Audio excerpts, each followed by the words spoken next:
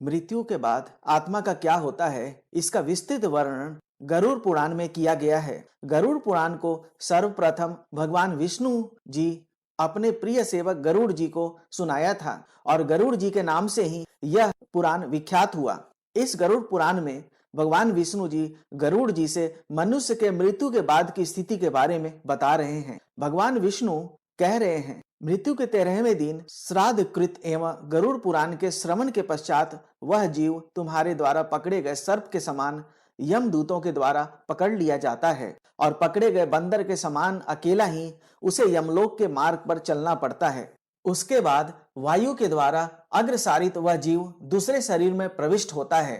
प्रमाणतः यम और मर्त्यलोक के बीच 86,000 योजन का अंतराल है। वह जीव प्रतिदिन अधिक से अधिक 247 योजन और आधा कोस का मार्ग तय करता है। इस प्रकार उस जीव की यात्रा 348 दिनों में पूरी होती है। उस यमलोक की यात्रा में जीव को यमदूत खींचते हुए ले जाते हैं। जो प्राणी अपने जीवन भर पाप में अनुरक्त थे, उनको इस मार्ग में जो कष्ट भोगना पड़ता है उसको विस्तार से सुनो। मृत्यु के 13वें दिन वह पापी यमदूतों के कठोर पासों में बांध लिया जाता है। हाथ में अंकुश लिए हुए क्रोधावेश में तनी हुई भावों से युक्त दंड प्रहार करते हुए यमदूत उसको खींचते हुए दक्षिण दिशा में स्थित अपने लोकों को ले जाते हैं। वह मार्ग कुश, कांटों, बांबियों, कीलों और कठोर पत्थरों से परिव्याप्त रहता है। कहीं कहीं उस मार्ग में अग्नि जलती रहती है और कहीं कहीं सैकड़ों दरारों से दुर्गम भूमि होती है। प्रचंड सूर्य की गर्मी और मच्छरों से व्याप्त उस मार्ग में प्राणी सियारों के समान विभत्स चित्कार करते हुए यमदूतों के द्वारा खींचे जाते हैं। यमलोक के दारुण मार्ग में पापी जाता है और शरीर के जलने के कारण अत्यंत क्षीणता को प्राप्त होता है।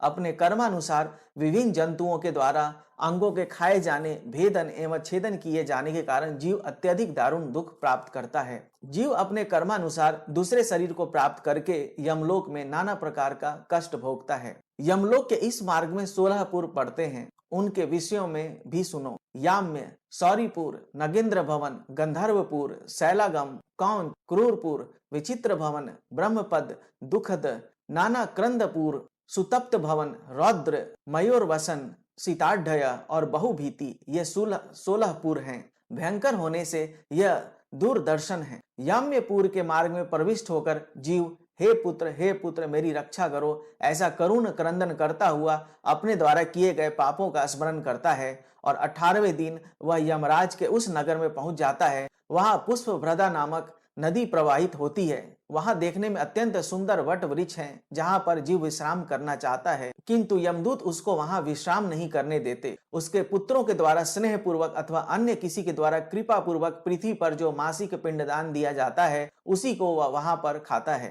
तदंतर वहां से उसकी यात्रा सौरीपुर के लिए होती है। चलता हुआ वह मार्ग में यमदूतों के द्वारा मुदगरों से पीटा जाता है। उस दुख से अत्यधिक पीड़ित होकर वह इस प्रकार विलाप करता है, उस जन्म में मनुष्य और पशु पक्षियों की संतुष्टि के लिए मैंने जलाशय नहीं खुदवाया, गांवों की क्षुधा शांति के लिए गोचर भूमि का दान भी मैंने नहीं दिया। अतः हे शरीर, जैसा तुमने किया है उसी के अनुसार अब तुम अपना निस्तार करो। उस सौरपुरी में काम रूपधारी इच्छानुसार रितस्तिशील एक गतिशील राजा राज्य करता है। उसका दर्शन मात्र करने से जीव भय से कांप उठता है और अपने अनिष्ट की शंका से ग्रस्त होकर त्रिपक्ष में पुत्रादिक स्वजनों के द्वारा पृथ्वी पर दिए गए जल युक्त पिंड को खाकर आगे बढ़ता है। वहां से वह आगे बढ़ता हुआ मार्ग में यमदूतों के खड़ग प्रहार से अत्यंत पीड़ित होकर वह इस प्रकार प्रलाप करता है, हे शरीर, मैंने जलादि का सदा दान नहीं दिया, न तो नियम से प्रतिदिन गाय के लिए अपेक्षित गोग्रास आदि कृत किया है और न तो वेद शास्त्र की पुस्तक का ही दान दिया है। पुराण में देखे हुए मार्ग,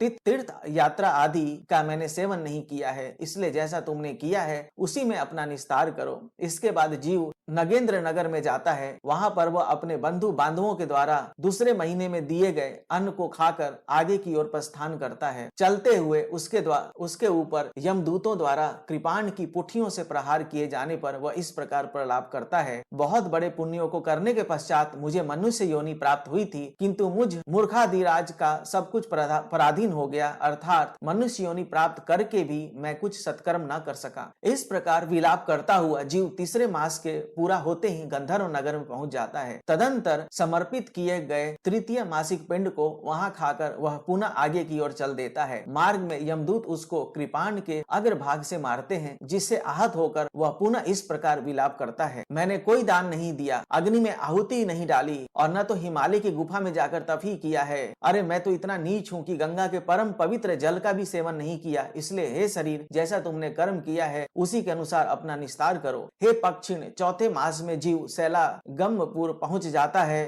वहां उसके ऊपर निरंतर पत्थरों की वर्षा होती है। पुत्र के द्वारा दिए गए चतुर्थ मासिक श्राद्ध को प्राप्त कर वह जीव सरकते हुए चलता है, किंतु पत्थरों के प्रहार से अत्यंत पीड़ित होकर वह गिर पड़ता है और रोते हुए कहता है, मैंने न तो ज्ञान मार्ग का सेवन किया, न योग मार्ग का, न कर्म मार्ग का और न ही भक्ति मार्ग को अपनाया, और न साधु संतों का साथ करके उनसे कुछ हितैषी बातें ही सुनी है। अतः हे शरीर, तब जैसा तुमने किया है उसी के अनुसार अपना निस्तार करो। मृत्यु के 5वें मास में कुछ कम दिनों में वह क्रौंचपुर पहुंच जाता है। उस समय पुत्रादि के द्वारा दिए गए उन शान मासिक श्राद्ध के पिंड और जल का सेवन करके वहां एक घड़ी विश्राम करता है। हे कश्यप पुत्र, इसके बाद 6ठे मास में जीव क्रूरपुर की ओर चल देता है। मार्ग में वह पृथ्वी पर दिए गए 5म मासिक पिंड को खाकर जलपान करता है। तत्पश्चात वह क्रूरपुर की ओर बढ़ता है, किंतु यमदूत मार्ग में उसको पट्टिसों अस्त्र विशेष द्वारा मारते हैं, जिससे वह गिर पड़ता है और इस प्रकार विलाप करता है, हे मेरे माता पिता और भाई बंधु, हे मेरे पुत्र, हे मेरी स्त्रियों, आप लोगों ने मुझे कोई ऐसा उपदेश नहीं दिया जिससे मैं उन दुष्कृतियों से बच सकता जिनके कारण मेरी इस प्रकार की अवस्था हो गई। इस प्रकार का विलाप करते हुए उस जीव से यमदूत कहते हैं, अरे मूर्ख, तेरी कहाँ माता है, कहाँ पिता है, कहाँ स्त्री है, कहाँ पुत्र है और कहाँ मित्र है। तू अकेला ही चलते हुए इस मार्ग में अपने द्वारा किए गए दुष्कृतियों के फल का उपभोग कर। हे मूर्ख, तू जान ले, इस मार्ग में चलने वाले लोगों को दूसरे की शक्ति का आश्रय करना व्यर्थ है। परलोक में जाने के लिए पराये आश्रय की आवश्यकता नहीं होती है। वहाँ स्वकर्मजित पुण्य ही साथ देता है। तुम्हारा तो उसी मार्ग से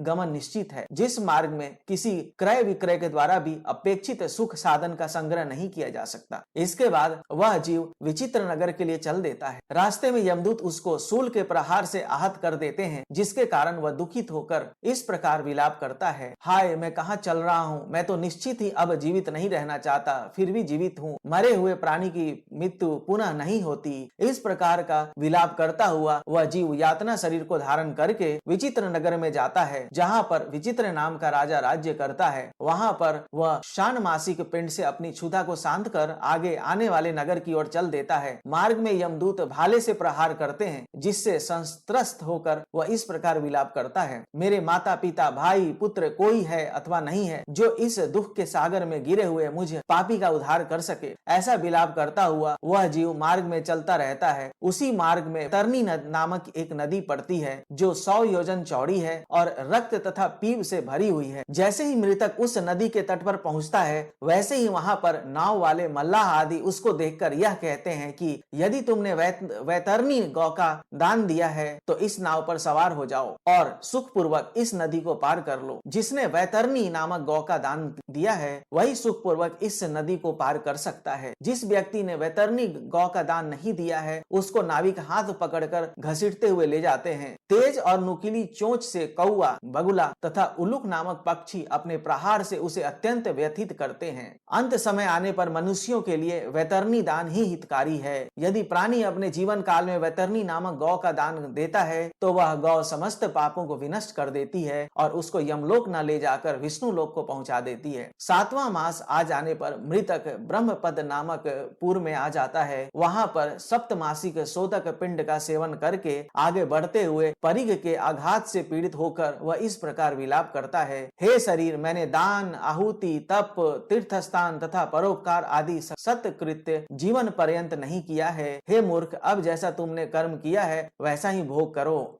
हे तार्क्ष। इसके बाद वह जीव 8वें मास में दुखदपुर पहुंचता है। वहां स्वजनों के द्वारा दिए गए अष्टमासिक पिंड और जल का सेवन करके नाना क्रंद नामक पुर की ओर प्रस्थान कर देता है। मार्ग में चलते हुए मूसलाघात से पीड़ित होकर वह इस प्रकार विलाप करता है, हाय कहाँ चंचल नेत्रों वाली पत्नी के चापलूसी भरे वचनों के द्वारा किए गए मनोविनोदों के बीच मेरा भोजन होता था, और कहाँ भाला वर्षियों द्वारा तथा मूसलों के द्वारा मुझे मारा जा रहा है। इस प्रकार विलाप करता हुआ वह जीव 9वें मास में नाना क्रंदपुर पहुंच जाता है। तदंतर 9वें मास में पुत्र द्वारा दिए गए पिंड का भोजन करके वह नाना प्रकार का विलाप करता है। तत्पश्चात यमदूत 10वें मास में उसको सुतप्त भवन ले जाते हैं। मार्ग में वे उसको हल से मारते पीटते हैं, जिससे आहत होकर वह इस प्रकार विलाप करता है, हाय कहाँ पुत्रों के कोमल कोमल हाथों से मेरे पैर दाबे जाते थे, और कहाँ आज इन यमदूतों के व्रज सदृश कठोर हाथों से पैर पकड़कर मुझे निर्दयता पूर्वक घसीटा जा रहा है। 10वें मास में वहीं पर पिंड और जल का उपभोग करके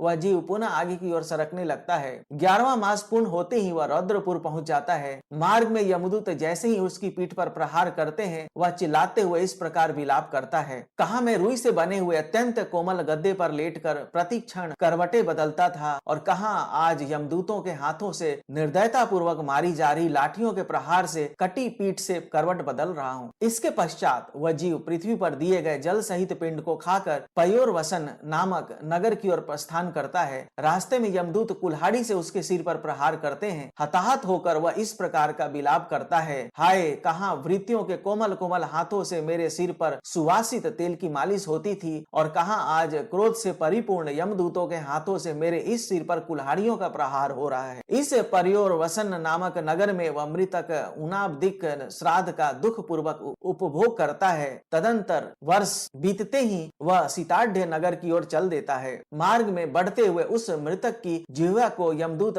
छुरी से काट डालते हैं, जिससे दुखित होकर वह इस प्रकार विलाप करता है, अरे कहाँ परस्पर प्रिय वार्तालापों के द्वारा इस जिह्वा के रस माधुर्य की प्रशंसा की जाती थी, कहाँ आज मुंह खोलने मात्र पर ही तलवार के साथ तीक्ष्ण छुरी आदि के द्वारा मेरी इस जिह्वा को काटा जा रहा है। तदंतर उसी नगर में वह मृतक वार्षिक पिंडोदक तथा श्राद्ध में दिए गए अन्य पदार्थों का सेवन कर आगे की ओर बढ़ता है। पिंडज शरीर में प्रविष्ट होकर वह बहुभीति नामक नगर में जाता है। वह मार्ग में अपने पाप का प्रकाशन और स्व की निंदा करता है। यमपुरी के इस मार्ग में स्त्री भी इसी प्रकार का विलाप करती है। इसके बाद वह मृतक अत्यंत निकट ही स्थित यमपुरी में जाता है। वह याम्य लोक 44 योजन में विस्तृत है। उसमें श्रवण नामक 13 प्रतिहार हैं। उन प्रतिहारों को श्रवण कर्म करने से प्रसन्नता होती है, अन्यथा वे क्रुद्ध होते हैं। ऐसे लोक में पहुंचने के पश्चात प्राणी मृत्यु काल तथा अंतक आदि के मध्य में स्थित क्रोध से लाल लाल नेत्रों वाले काले पहाड़ के समान भयंकर आकृति से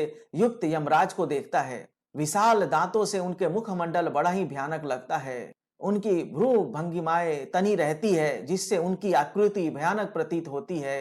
अत्यंत विकृति मुखाकृतियों से युक्त सैकड़ों व्याधियां उनको चारों ओरों से घेरे रहती हैं। उनके एक हाथ में दंड और दूसरे हाथ में भैरव पास रहता है। यमलोक में पहुंचा हुआ जीव यम के द्वारा बताई गई शुभ गति को प्राप्त करता है। जैसा मैंने तुमसे पहले कहा है, उसी प्रकार की पापात्मक गति पापी जीव को प्राप्त होती है। जो लोग छत्र पादुका और घर का दान देते हैं, जो लोग पुण्य कर्म करते हैं, वे वहां पर पहुंचकर सौम्य स्वरूप वाले कानों में कुंडल और सिर पर मुकुट धारण किए हुए शोभा संपन्न यमराज का दर्शन करते हैं। क्योंकि वहां जीव को बहुत भूख लगती है, इसलिए एकादशा, द्वादशा, षणमास तथा वार्षिक तिथि पर बहुत से ब्राह्मणों को भोजन कराना चाहिए। हे खग श्रेष्ठ, जो व्यक्ति पुत्र, स्त्री तथा अन्य सगे संबंधियों के द्वारा कहे गए उनके स्वार्थ को ही जीवन पर्यंत सिद्ध करता है और अपने परलोक को बनाने के लिए पुण्य कर्म नहीं करता, वही अंत में कष्ट प्राप्त करता है। हे गरुड़, मृत्यु के पश्चात संयमनीपुर को जाने वाले प्राणी की जो गति होती है और वर्ष पर्यंत जो कृत्य किए जाते हैं, उसको मैंने कहा। अगर यह वीडियो पसंद आया तो हमारे वीडियो को लाइक करें, इसे शेयर करें। इस तरह के और वीडियो देखने के लिए हमारे चैनल को सब्सक्राइब करें। भगवान श्री कृष्ण की जय हो।